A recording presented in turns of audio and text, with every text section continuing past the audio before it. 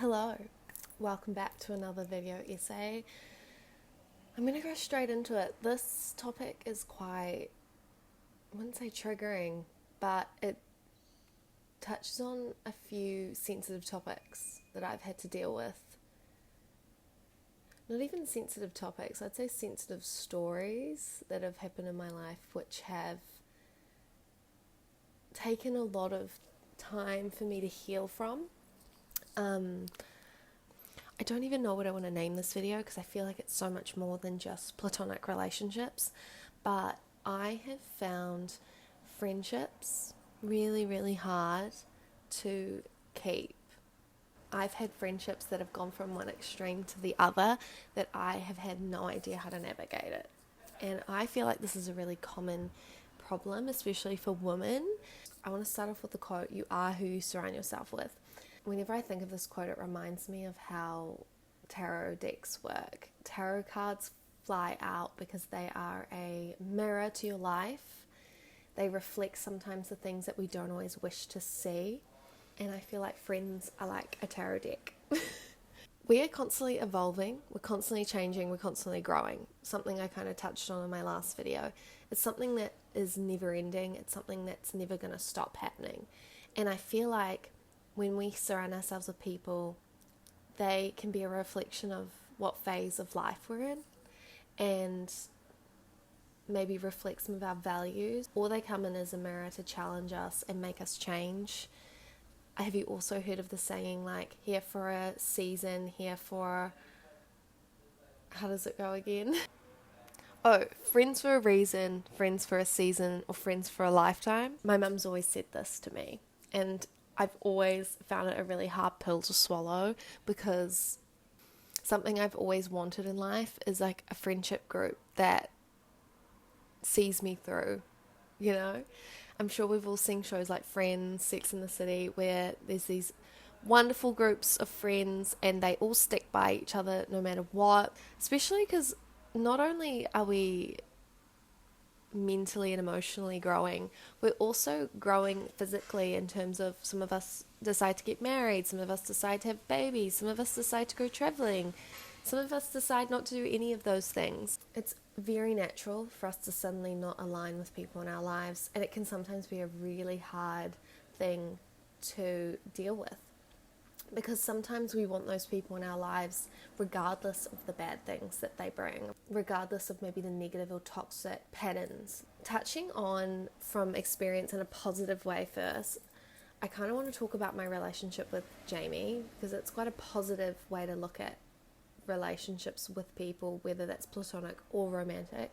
Some relationships have the privilege of growing together and some don't, and why is that? I'm in a very lucky position where I've found someone who I not only have a wonderful friendship with, but also a fulfilling romantic relationship with. Jamie and I have been together coming up on 9 years now, which is a very long time. Jamie and I will often get into little arguments because we're often saying the exact same thing but in two different ways. I'm a Pisces Mercury, he's a Libra Mercury. Do you see where this is going? Every time we have a disagreement, we go into it with the desired outcome that we still are going to be together by the end of it. And I think a lot of people forget to think like that. A lot of turbulent relationships, or people that are used to turbulent cycles and patterns in relationships, they always expect the worst. They expect that, oh, we're having a fight, it's all over, you know? It's one extreme to the next. Whereas Jamie and I, each time we've had an argument, we've always kind of been on a mutual understanding that, oh, we're going to get through this. Like, we're just expressing our frustrations right now. And I think that is what helps us get through it, is having like a mutual end goal to the conversation. And I think that also applies to platonic friendships. I think it's really important to point out that even in your platonic relationships with your friends, if something's upset you or hurt you, like, you have every right to bring that up. And that is something that I've only just been brave enough to do recently. Friendships, there's no obligation other than that you both enjoy each other's company and you want to be friends. I have so much anxiety around it because I've had such unexpected friendship endings in the past. To end that kind of point, a relationship works with someone, platonic or romantic, because both of you want each other in your lives. It's a scary thing. I don't think a lot of us talk about it enough, but putting all your faith and trust into someone and that you both have good intentions, it's quite an intimate thing. Having friends is such a normal thing that the people that don't have friends overanalyze it like I do. I'm an Aquarius moon. If anyone else is an Aquarius moon, I detach and I have to look at it from an analytical point of view. I have to understand every corner and how it happened. So that's why I make these videos, because I've honestly spent so much time thinking about all these thoughts. Unfortunately, made me develop a lot of trust issues when it comes to friendships, and also forcing myself to set some boundaries for myself when someone shows certain behaviors that trigger me. Rather than blaming that person, I need to put a boundary in place to protect myself from getting hurt again. I feel like everything I talk about in this it's more about how we connect with people and how we form deep relationships. I also feel like when we hear another woman say that they've struggled with friendships, our immediate thought for some reason is to put blame or assume that that person is the problem. I can truly say I've spent so much time pondering, thinking, healing from a lot of these failed friendships, because I'm so painfully self-aware that I would hate to know that I've done anything wrong. And if any of my friends are watching this right now, just know, if you ever have something that you want to discuss with me, I will welcome you with open arms, because there's nothing more important to me in a friendship is to show up and be the friend that you need me to be. If everyone comes from that kind of standpoint, then you shouldn't really have any problems. Touching on a comment I made before is we're all constantly evolving and changing, and sometimes your relationships don't grow with you, and that can be a point of tension. Someone that's growing, evolving at a faster rate than maybe some of their friends that they went to school with, their high school friends, and are always going to maintain those friendships if the friendship is not evolving with them. With my childhood best friend, I not only ended up having a failed friendship with her, but I let her destroy all of my relationships that I made in high school. I left high school with no friends except for her, because I let her dictate who I was friends with. I'm going to tell you about it because I feel like I had a childhood best friend. We were hanging out from the age of 4, basically. We went to the same primary school, and then we went to the same high school together. We lived down the road from each other. We did absolutely everything together. And I don't have a sister, so she was the closest thing to a sister. What's crazy is we were so similar, but so different. But I remember we both had a lot of the same ways of doing things, but it was almost like an evolved version and an unevolved version. It was hard because she had a really tricky home life. She had crippling anxiety, and I think we just found comfort in one another. So that was very much the dynamic in our life. I felt the need to protect her, look out for her. Then once we became older, probably when we were in high school, I was finding myself going out of my comfort zone. I was hanging out with new friends. I was going to the city on the weekends. I was going thrifting, and that wasn't always with her. I was really trying to find myself and put myself out there. That meant making new friends and becoming a slightly different version of myself to what she'd always known me as. Then our friendship started to become really competitive around maybe 16, 17. It became really competitive with romantic relationships. I didn't obviously have a boyfriend until Jamie.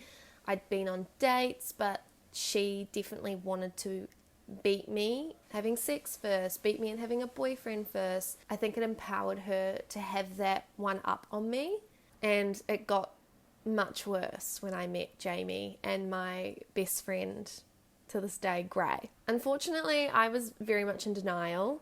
My mum had tried to tell me, hey, this is not normal behaviour coming from her, but I was just in so much denial because I I think I'd created some form of bond with her to the point where I would just be by her side at any cost, even when it meant ditching our long-term friendship group at school because she decided she didn't like them anymore. That happened twice. I don't really want to get into it, but that second friendship group ending was the reason why our friendship ended the first time.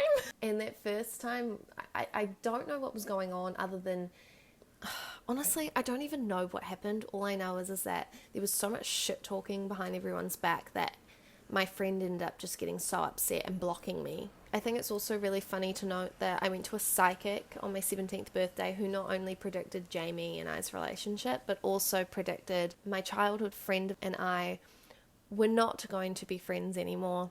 And it was something that had to happen. So that was the first time. And then I think about 2 years later, I was in uni and she unblocked me and messaged me saying that she had been dreaming about me, and it was really freaky because I'd been dreaming about her as well. I feel like that's the whole karmic connection going on where we were almost psychically connected.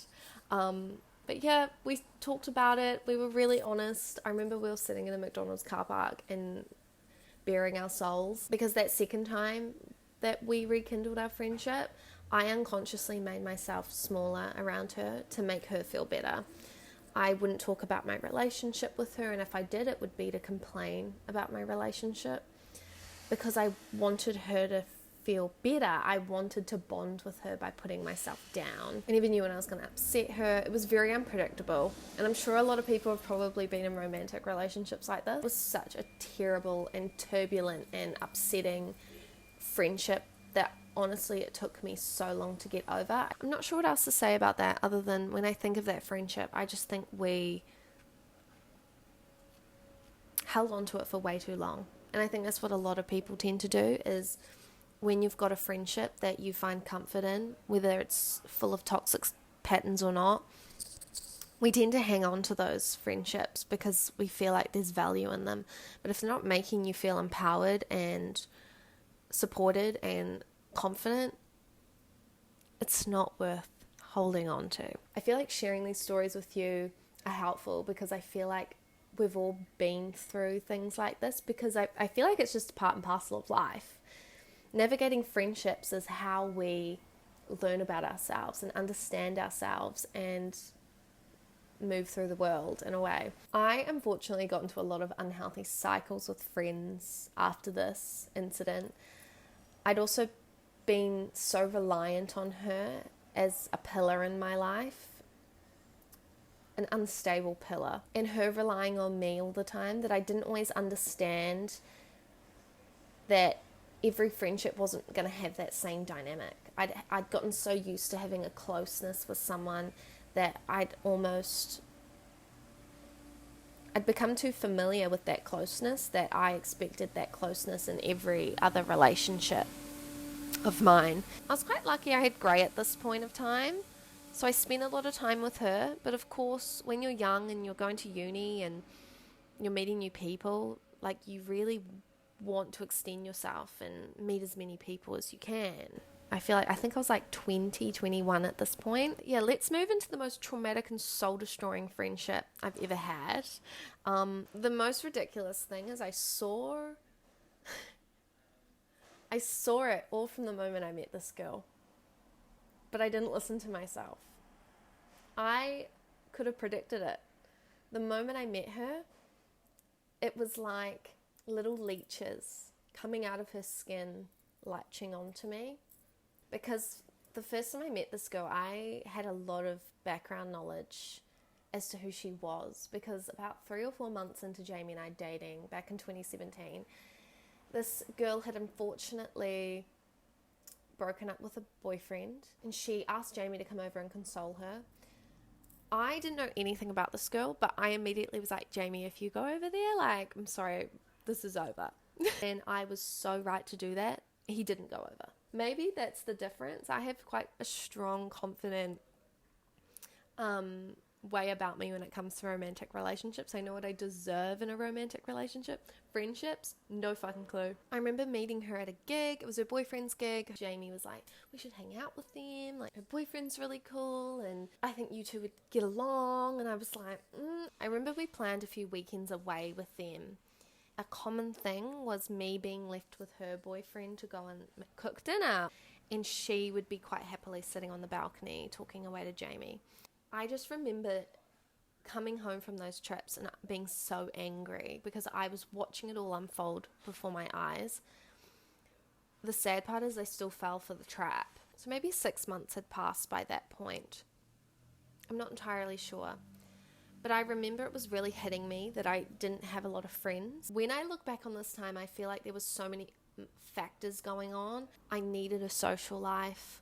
I was feeling quite lonely on the weekends. I felt like I didn't have a lot going on. So I found comfort in befriending her, and I felt like because I was choosing her that time, it was meant to be. I just remember messaging her being like, hey, I really want to be your friend. We sat at a park, and I now know this poor girl was in a really bad space mentally. She felt like a muted version of that first version I met earlier in the year. This was all in 2021. And we really got along. We had a lot in common. When I think back to those times, I genuinely feel like she found comfort in me and I was helping her. And I think that's why the friendship initially worked. Over the course of the next 6 months, we had like a lot of great times together. We were hanging out as a group. I remember my 22nd birthday rocked up. I just started my new job. That year I moved out of home. It was all really exciting. I think it was when her and her boyfriend broke up that's when things started to come to light. There were comments being made to other people around us like, I think Jamie and I are soulmates. It all sounds a bit sketchy. I think back to this now going, oh my God, I can't believe I let this person into my life. But then I also think like we did have a really good solid friendship. We taught each other a lot of things. However, I do look back and think that she brought out all my worst qualities. I was so materialistic. I was anxious. I honestly think that time of my life was such a blur. I just remember the life being sucked out of me. I became a person that I absolutely despised.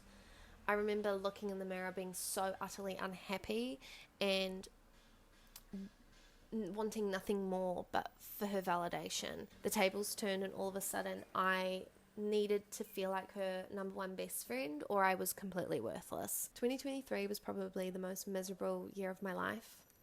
It was my second year teaching. I hated it. I had this demon attached to me. And it all got to a boiling point where there was such a big miscommunication and I tried to share with her my feelings, which was responded with anger, and that girl had me wrapped around her pinky finger. She left me on red for a few days. I was riddled with anxiety. I was freaking out because I was like, I can't lose this friendship because I had so much of my self-worth embedded in this friendship. And I remember she finally replied and it was like nothing had happened. I invited her over and all of a sudden it's like the goggles came off. I could see clearly. I've reflected on this for so long. Like I have done so much healing and work to get away from this part of me and who this person was. All in all, I remember sending this girl a message and being like, hey, I don't like the person I've become in this friendship. I have to step away. I can't do this anymore. I was immediately blocked. This was all April 2023. And then that felt like I was going through a breakup that entire year. So yeah, those were the most troubling friendships. But that year, 2023 to 2024, I spent a lot of time on my own. I didn't socialize. I was kind of like the hermit. I remember getting the hermit card a lot that year when I was doing tarot readings. I just poured a lot of my energy into my relationship with Jamie. And I think that was the year I first brought back the vlog. So I tried to go back to those passions and kind of try and find myself again. By the end of 2025, I genuinely feel like it took that long for me to heal from that one. Anyway, I want to go on to my next point. Something that you've probably all seen a lot is, I'm not sure whether it's post-COVID or there's been a severe decline how we view like community. But I'm seeing a lot of statements being made online of I don't know anyone anything, boundary setting, and perhaps this is a response from like the popularity therapy has had in the last 15 years. But we've created this need to protect ourselves and be in a constant state of fight or flight in our friendships and relationships. And I feel like we've forgotten how to be there for others. All in all, when I think about how our friendship dynamics change as we get older, I think of my dynamics now. I definitely prefer one-on-one friendships. They feel deeper and more meaningful to me. I'm not opposed to group dynamics, but I don't feel like I get a lot out of being in a group. Smaller groups are okay, but bigger groups, I just feel like a number. From all of those friendship experiences, I've learned so much about myself. I've also learned to self-reflect and try and understand and figure out where I went wrong, because it's definitely not all just them. There were definitely moments where I had a part to play in it. But I guess the reason why I know that I've grown from this is because I look at my friendships now and I'm so grateful for the people I have. I don't have fear in whether they're going to stick around or not. I feel like I can open up and tell them how I'm feeling. Their response is not to get mad or upset with me. It's to respond with understanding and empathy, and because we want the end goal, the same end goal. We want to both be happy and have a harmonious friendship. When you try and communicate how you're feeling to someone and it's responded with no action, no care to fix it, that's when you know. I'm seeing a lot of videos on TikTok of just walk away, silently walk away. Sometimes that can be the answer, but I think it's worthwhile to tell that person why you're upset. I think the biggest thing in friendships and relationships is compromise. Since moving to Sydney, it's really shown me who my friends are. I feel so privileged and so lucky to have such amazing friends. You know who you are. Those are the people that text me regularly, keep me in the loop, tell me about their life, update me, come to me when they need something.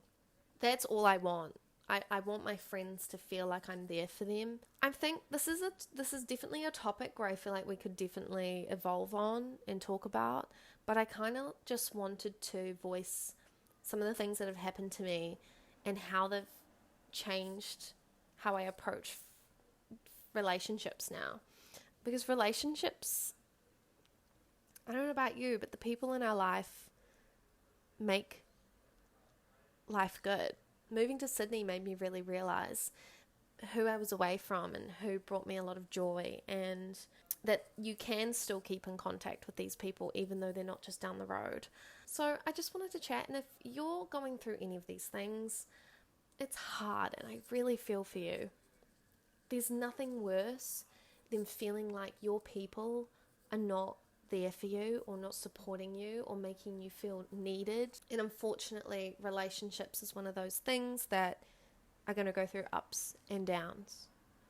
And like I said earlier, some people are here for a reason, some people are here for a season, and some people are here for a lifetime. That's all I'm going to say today. I'm going to leave it there. But I would love to hear your thoughts in the comments. Thank you so much for all the love on the last video. Really appreciate it. And if you're a new subscriber, welcome. Thanks for being here. Bye.